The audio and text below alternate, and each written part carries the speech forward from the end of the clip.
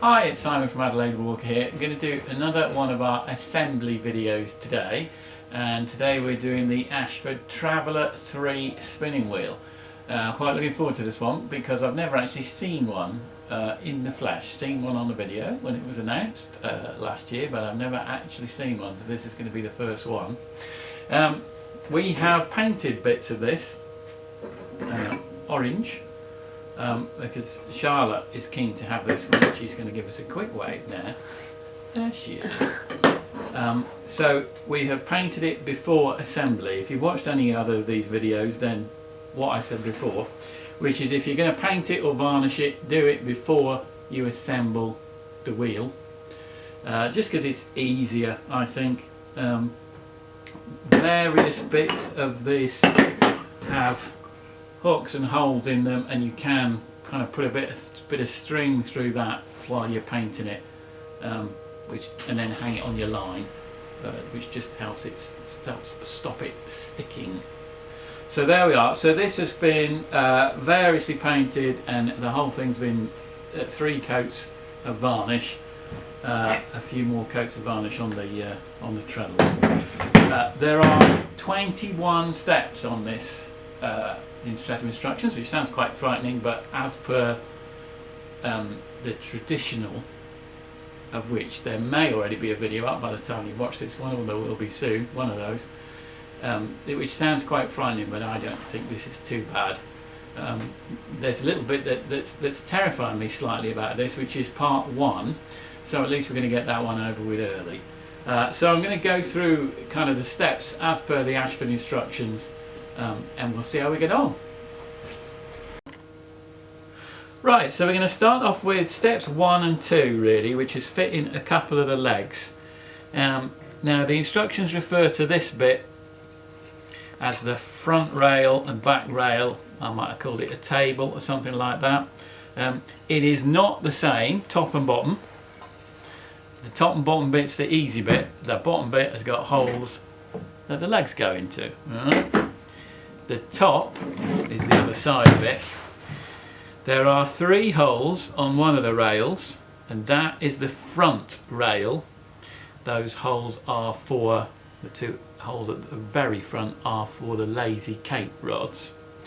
Then there is a little tiny hole at the back, which is where your spare Allen key goes, in case you're wondering. So what we're going to do is fit to the front, so the front rail is towards the camera, that's the front. We're going to fit the legs into the front and the treadle into the legs.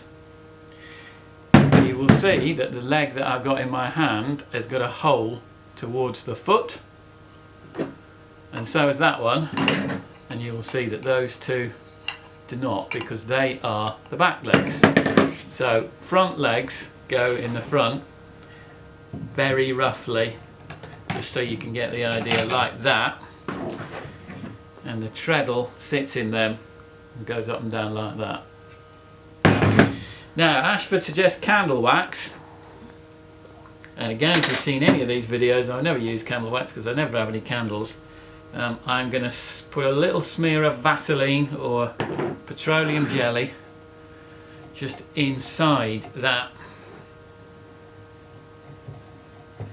hole cavity for the leg, and just smear it round. Now, health warning here, these are really tight, and I don't know how this is going to go because I've not done this before, so we're going to try it. So I'm going to try one just on its own, and I'm going to hope that I can turn the wheel, turn the leg to adjust it for the treadle when it's in. I'm going to move this towards me because otherwise I'm definitely not going to get this in. I know this because I've tried it beforehand, alright, and this is the bit that I said was a bit terrifying. So I'm going to, oh, that's not too bad. That's better than I thought. You can feel, I probably see how stiff that is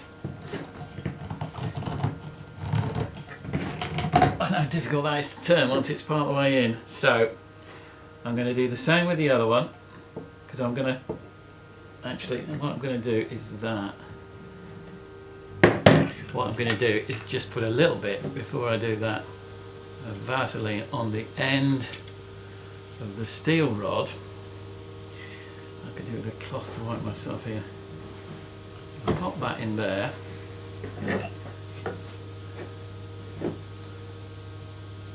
And then a little bit on the other end. Pop that in there. And then you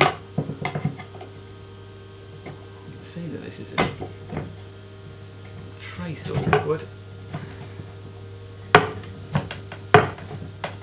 Once it's in a bit, it'll be better. I'm just going to turn this round so I can get better leverage. I am right-handed, and it's easier to push it in, I think, with the right hand. Okay. All right. The instructions hilariously said, then tap the legs to the bottom of the holes. I have here a hammer. I don't want to hit the bottom of that, so I brought myself a little piece of spare wood. And here we go. I'm beginning to wish at this point I'd bought myself also a bigger hammer. But we'll see how we get on.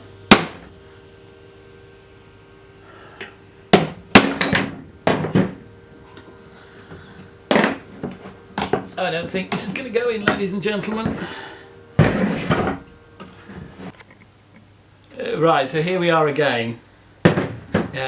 These are really remarkably and unbelievably stiff. Despite what I said a minute ago, off camera, and I'm afraid having hit it in, I can't get it out again. I did tap that in, which did do it. So they are in. I haven't actually tried this, but I am on a slightly bouncy table here, as Charlotte has pointed out, and that does not help when trying to knock something in. So I would suggest not doing it on a table, or if you have to, for whatever reason, then put that right over the leg so that it doesn't bounce up. Hilariously, in order to secure these, we're going to have to put a screw in later on, but I personally think you might be alright without it. Right, so we now have done step 1 and 2, which is the front two legs, which we are going to screw up later, and we're going to screw in later, and the treadles. So we're now going to do the back two legs, which I hope are a bit easier. If you find that they just will not go in at all, which I was moments away from, then I would suggest very gently sanding off this tenon that goes into the rail just a little bit. Don't go mad, otherwise it will be too loose. So I'm just putting on my bit of Vaseline, which just might help, into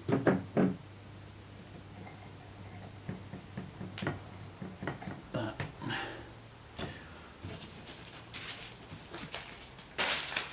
Alright, these ones, because there's no hole and nothing needs the pivots, can just go in whichever way round it suits.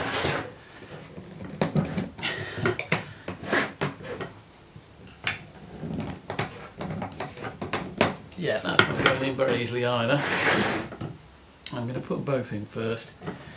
That one's marginally easier. I think brute force and wobbling it a bit is probably your best bet here. I'm going to try it with a hammer again.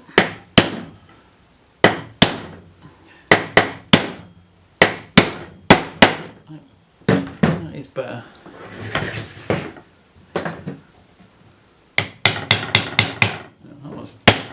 That was quite easy. Well, it's quite easy compared to the other ones anyway. I'm just examining it now to make sure I'm happy with the way they've gone in, and I'm thinking I might just hit that one again. Okay, so let's see that it sits flat, and it does. There we go. So that is step 3. and that's the scary bit. I do think, having done that, that is quite hard to do. So I would recommend a bigger hammer than this one, which was my mother's, and that's why it's small. A bigger hammer, a very firm surface, and get a fair amount of wax in the holes in the bottom before you attempt it. But anyway, we're there. Alright, so step 4 is to put these little screws, which is those little dark screws, not very long, and it's a bit awkward to show you this, but I'm going to put the one on this leg, this back leg from you first, and it goes from the inside in like that, and then you screw it in.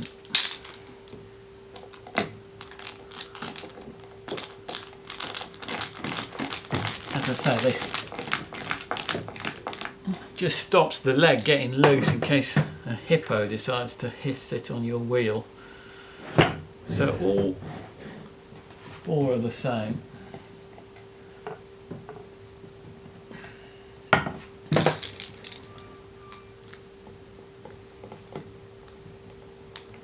They are nice sharp screws, so they do bite quite easily.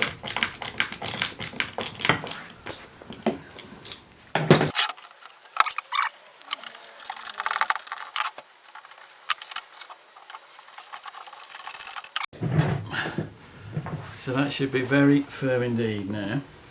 Just going to turn that back up that way. Okay, and that is step number 4. Alright, so I'm going to do steps 5 and 6 now, which is to fit these wheel supports on top of the table. Now it's quite easy to confuse these, and if I was very honest I'd tell you that I've just put the wrong one on and we've had to refilm this, but I'm not going to say that. One of them has got a hole all the way through like that, and that's the back one. That's the one we're going to put on first, and that is fastened on by means of these barrel bolts, bolt and a barrel nut. There are 2 different sizes of these bolts. You want the longer one as shown actual size on the instructions. And I think the best way to do this is just to lay that on one side, pass your bolt up through the bottom,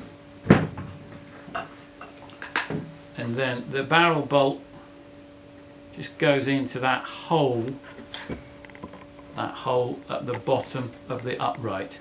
So the bottom is the fatter end of it with that bit of turning on it, not that slightly more elegant end. So I'm just going to pop the bolt in there, the nut in there, sorry, and then just by hand initially just tighten that up. You may need to just rotate the barrel bolt a little bit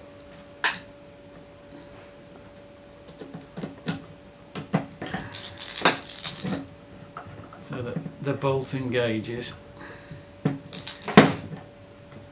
Doesn't want to go in.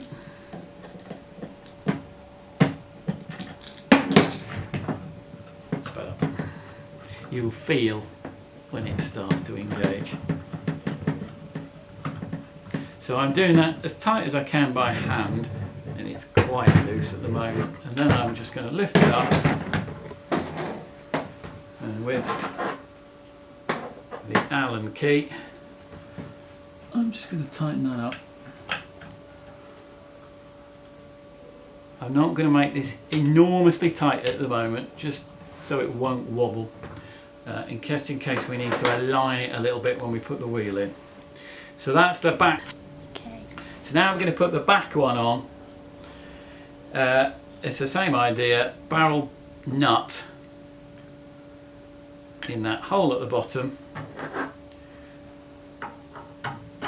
bolt up through it, and then just turn that until it engages, and then make sure that this metal bit faces inwards. And again, I'm going to tighten that up.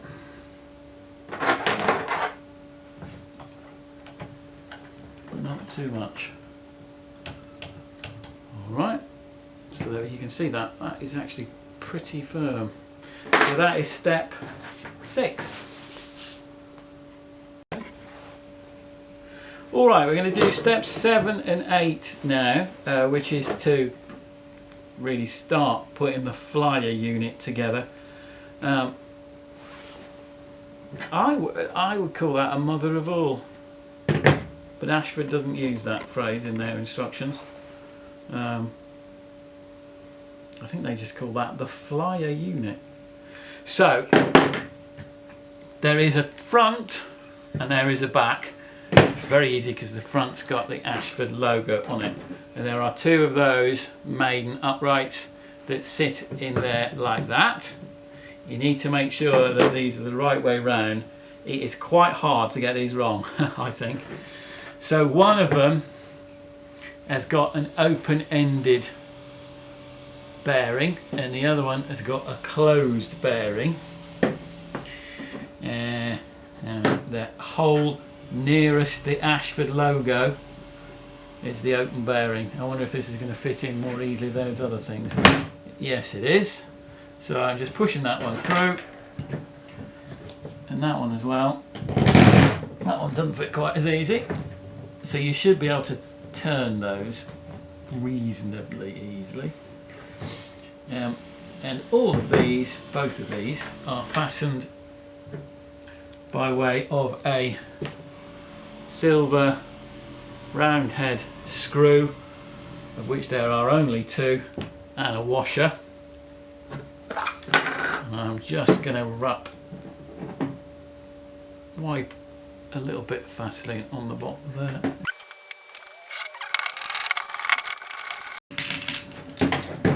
I always think these screws are probably best done with a hand screwdriver rather than a drill or anything, just because there's a danger of over tightening it or messing up the head.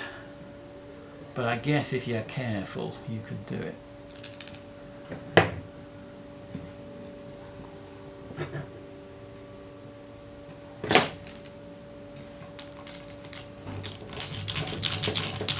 So you do want these Maidens to be kind of flush with the top of that fly unit. Mother of all, they shouldn't be sticking up.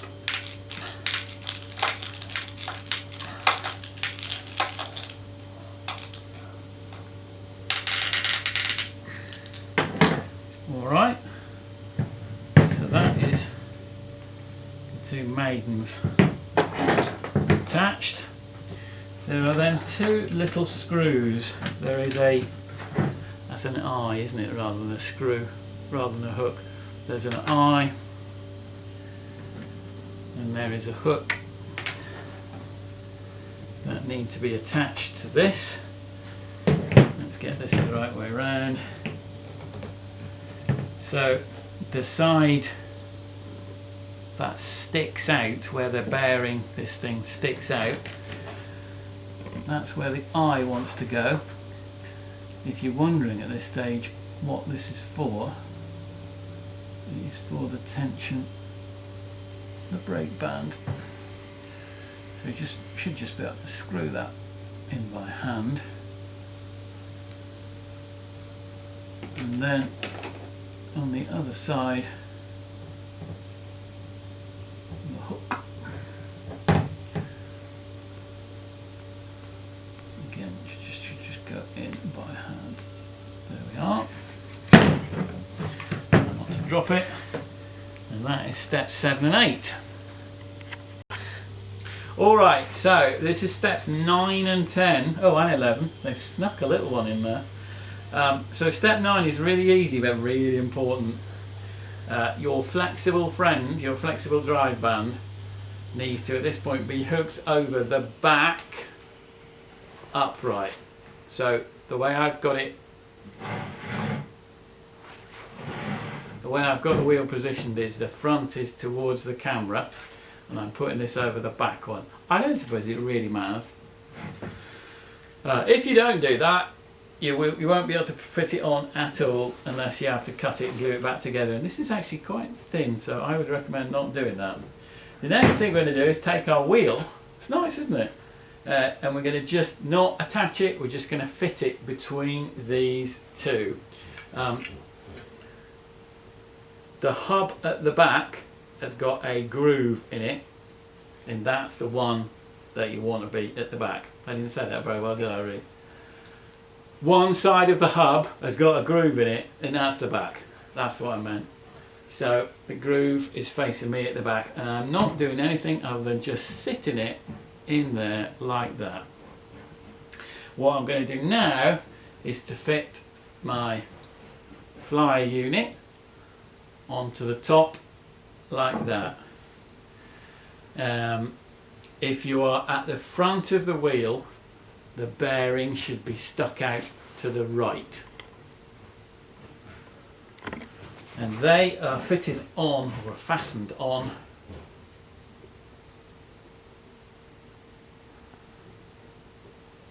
by means of these shorter bolts. You might have seen me looking a bit oddly at it then. I was just thinking which holes it is. So there are two small holes there and there, if you can see those, and that is where the bolt needs to go through. So because gravity is on my side this time, I'm just going to drop that bolt through there and just let it sit in there for a moment, and then the other bolt I'm going to do the same with. So the bolt through that other hole, that's a bit tighter than the other one. There we are. Almost. If, as in this case, it is a bit tight, then tap it gently with the wheel. With the wheel, tap it gently with a hammer. You'll find it works better if you use a hammer and not a wheel. So I've then just located the end of those two bolts on the top. You can see it's all wibbly wobbly, and I've done it like that so I can get my silver barrel bolts in it again. So I'm going to do that one first because I can see that one, and then this one I'm going to attempt to do without looking at it. And once those bolts are in, I should just be able to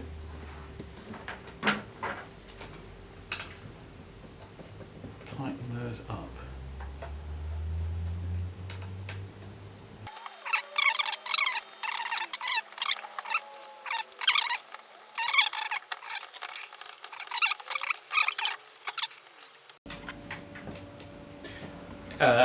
So it can be a bit awkward to locate these.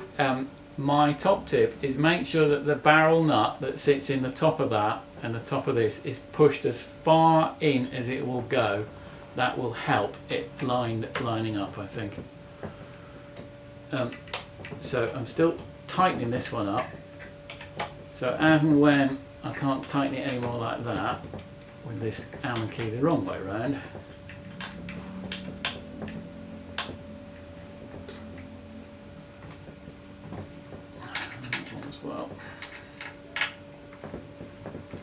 then I'm just going to do the last tighten the Allen key the right way around.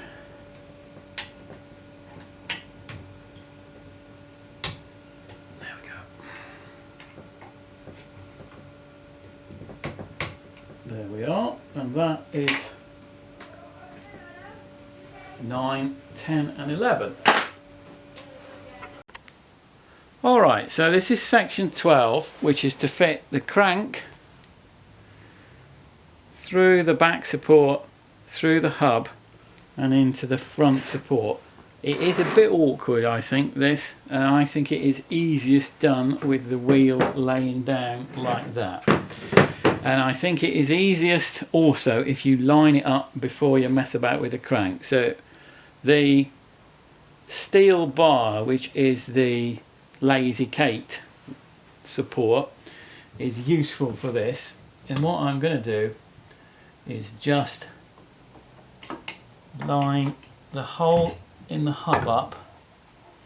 And if I kind of peer down through it, I can get it aligned. You'll see that that has gone all the way through there with only about, what's that, a centimetre or half an inch of that stuck up. So that means it's gone right through, and everything should be everything should be aligned. If you've got a friend to help you for this bit, then it's probably easier just to hold the wheel in place. I've put a little bit of Vaseline on the crank just to help it slide through, and it is quite stiff, this, so I'm just pushing it through the crank, through the hub, and then hopefully it should go all the way through and locate, and I think that has.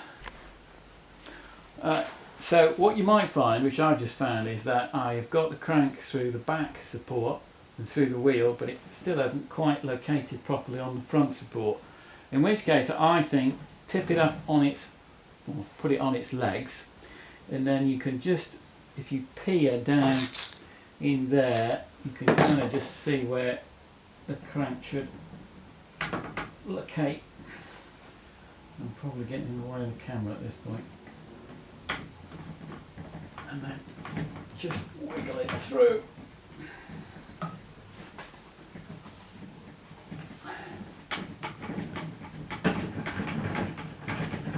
Oh, like that.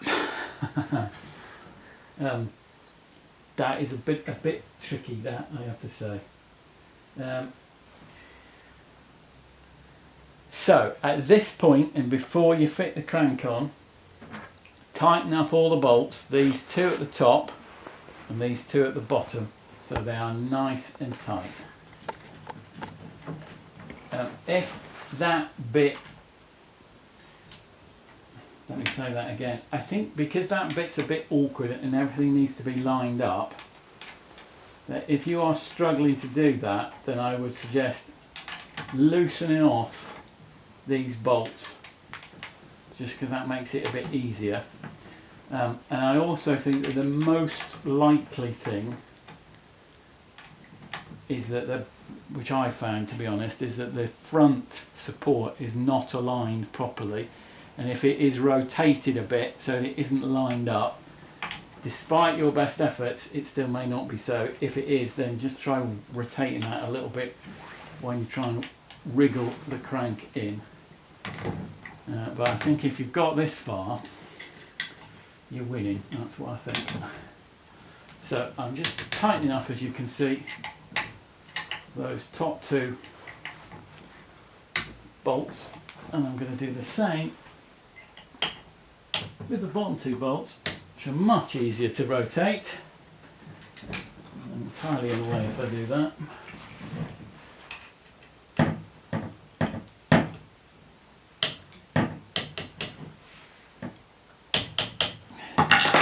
There we are. So that should be, there should be no wobbles, and there are no wobbles. So that is the end of stage 12. So this is stage 13, and what we're going to do is put this little hub pin, that hub pin, fits down through that slot there on the back of the hub, through the hole in the crank, and then that, so it effectively holds the wheel onto the crank. I'm not going to try and show you this on the camera because it's too difficult, but if I'm looking down that slot, I can actually see the hole in the hub, the hole in the crank rather, and by just holding the hub and moving the crank, I can try and get those lined up.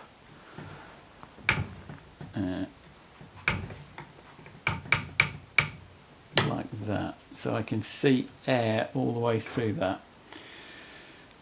So I'm going to take my pin once they're lined up, because they're stiff enough I think that it's not going to rock. I'm going to just push that in by hand as far as I can go, which is probably about there. And then I'm going to take my hammer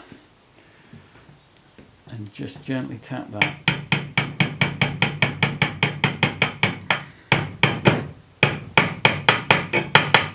You'll see that's a little bit awkward, because you can't get the hammer at it.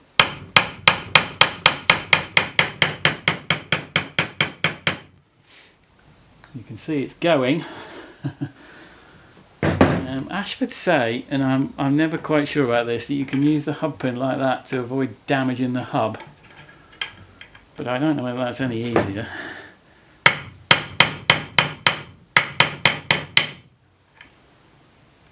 I think once it's the difficult thing is getting it lined up. Once it is lined up, it will go in. You can see that is slowly going in. Be careful not to hit either your wheel or the hub when you're doing it. Is it still going in? I'm getting nods here. Yeah, it's getting there. There we go. Not quite. This I think is where it probably is a bit easier to use that.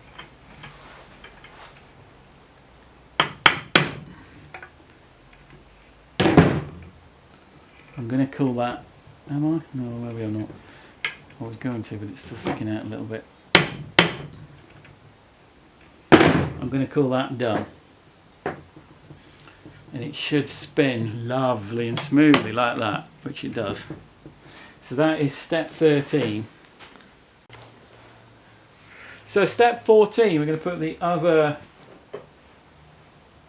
Footman. Do they call them Footman? Conrod, they call them. So there is a small plastic washer which is there, which clicks on. You won't be able to see that. There's a little groove there on that sticky out bit, and I'm going to just push that on there like that.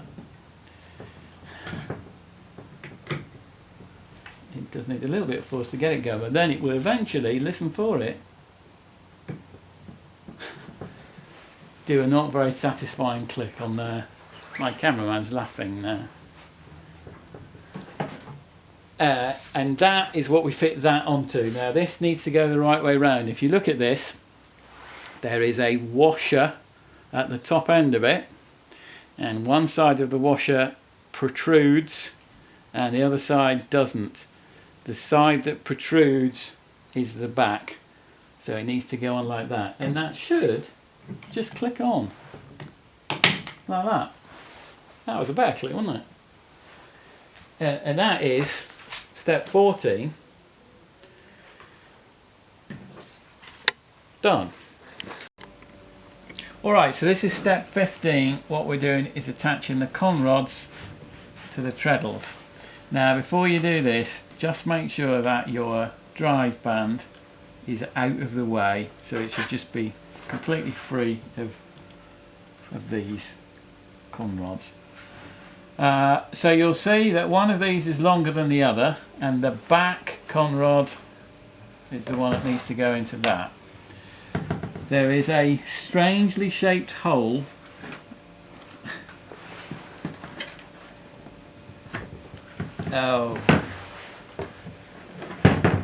excuse me. There is a strangely shaped hole at the back of the treadle which has got a wide end, a narrow bit in the middle, and then a less wide end at the front.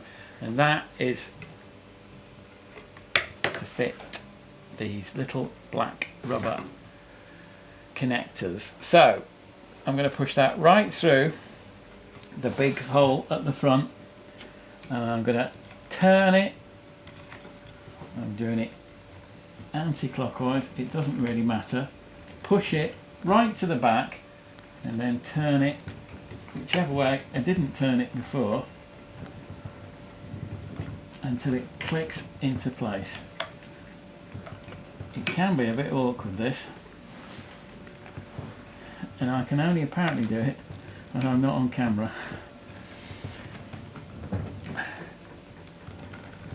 There we go, that has, you can see that that's now in that front bit.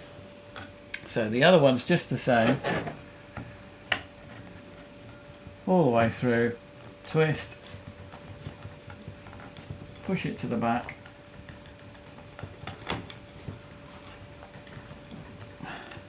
and then twist back the other way. So as I just said, I can only do this off camera for some reason.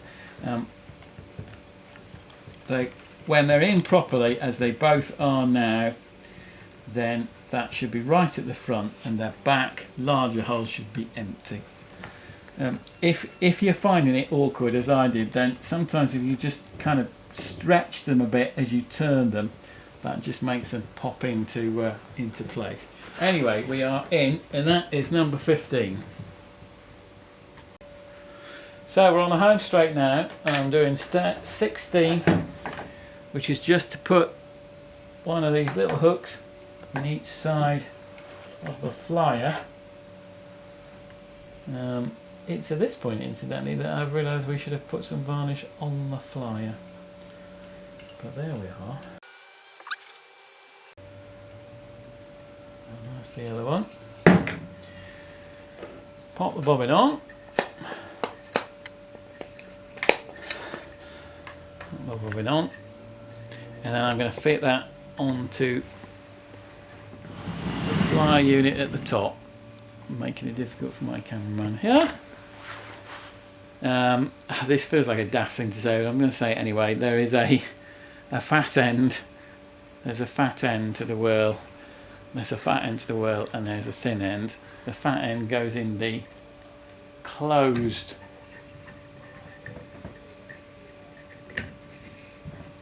bearing, and the thin end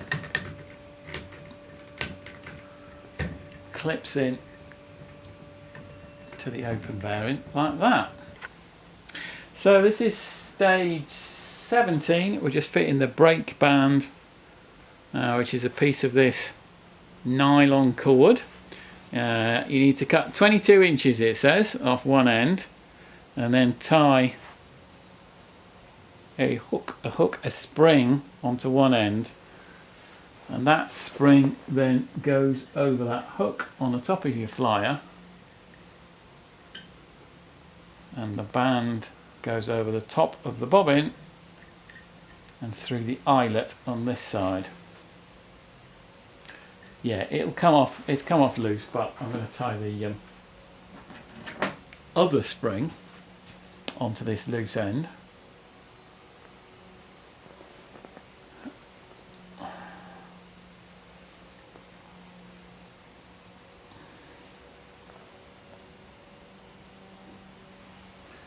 Which doesn't want to go. There we are. I generally do a double knot in there. I'm just doing a single knot because you don't really want to watch me tie knots. And then the rest of your cord ties onto the other end of that, the other end of the spring. So we've got two springs in our arrangement.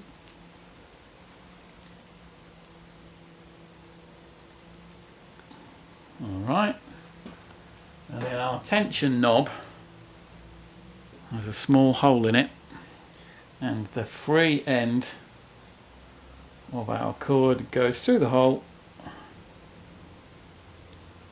and then the knob fits in there, and then if you just pin out, that's alright. Wind up the slack, making sure that you are over the top of the bobbin.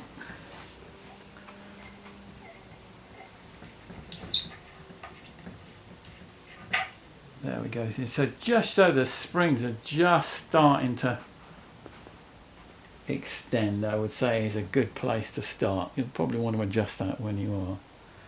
We are almost. Okay. So number 18, putting the drive band on. I'm just going to lift that up over the top, and then I'm going to just put that in the front groove, which is the smallest groove. Trial and error suggests putting your hand underneath it is the way to do it.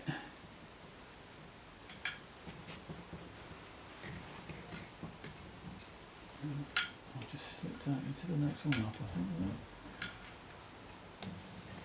There we go, and then putting that on the top band, and there we are. One spinning wheel, nearly there. So step 19, I'm just going to put these lazy Kate supports in the holes on the front. You might find they just go in without hitting with a hammer. Otherwise, you just tap it in. And there we are. And that is it. Other than a bit of oiling. So things to oil are the two bits there where the Conrods go. You don't need to oil these because these are bearings. And if we can zoom up, a bit of oil on either end of the flyer supports is good. Alright, so here we go. I think I said at the start there's 21 sections. In fact, the last one's just about tying a leader yarn onto that, and I haven't done that. We thought when we would start it off that it would take us about 2 hours, and in fact it has, so that's good. And there we have it, a brand new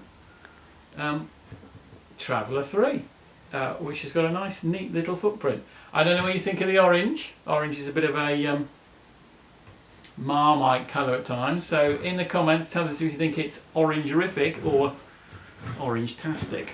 Yeah, I don't know what orange-rific, horrific, anyway, that's what I meant. Tell us what you think of the colour. That's all for now. I hope you found that useful. If you've got any suggestions, as always, of how I could have done that better, then let us know. We should really do a bloopers reel, I feel, at some point, of me muttering impolite things when things go wrong. I think on this thing the legs were the most taxing, although the thing that took me the most goes really was to get this lined up, and there were various different bits of ways that we tried to do that, but we have triumphed in the end. So thanks very much for watching, and we'll see you soon.